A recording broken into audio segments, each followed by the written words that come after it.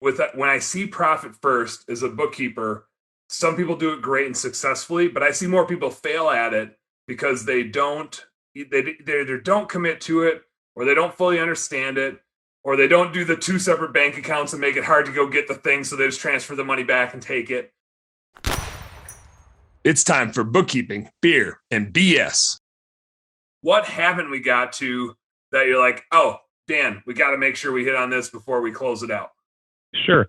On profit first, I would say is number one, read the book, because I think that's really important. And number two, there's an hour and 45-minute long video that the author actually put on. So if you don't want to read the book, watch the video. I highly recommend that. But as like a pro tip for profit first, whether you're going to implement it in your company or not, do this. Just go tomorrow to the bank and just open up one account, title that profit, and just to start out, just start putting 1% of all your income into that profit account on a regular basis and see where you end up at. That's kind of the pro tip and takeaway from today. And don't touch that. And that money is going to be yours to celebrate and to potentially use as additional income if you need it at the end of the year. Adam, have you heard of the book or the concept Tiny Habits? I have not. So I have a friend of mine in the home cleaning industry, and she's a really successful home cleaning business owner. She's also a consultant in that space, and we had her on. We have a recruiting show that we do on Thursday nights that's kind of geared towards hiring home service employees. And she was on that with me and one of my colleagues, and she was like, oh, I got to talk to you about this Tiny Habits thing I'm doing.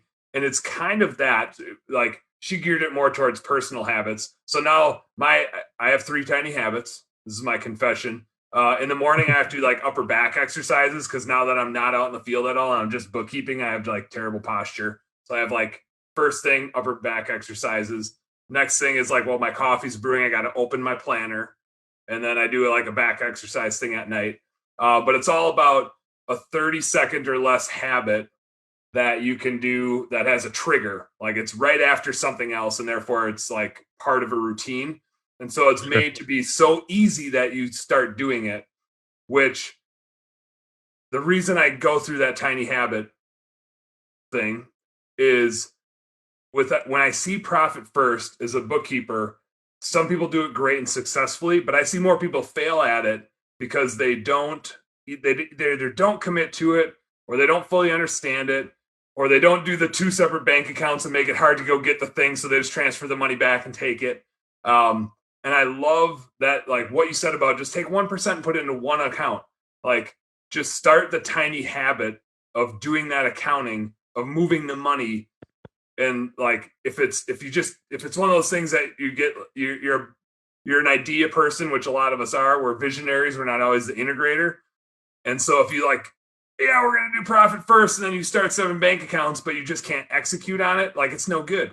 So like get yourself the small wins that propel you to being able to do something like profit first successfully, because it's so powerful if you can do it right.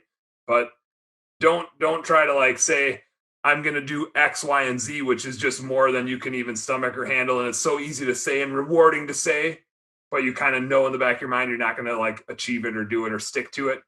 I love that idea of just like start with the small thing. Just go like. Well, I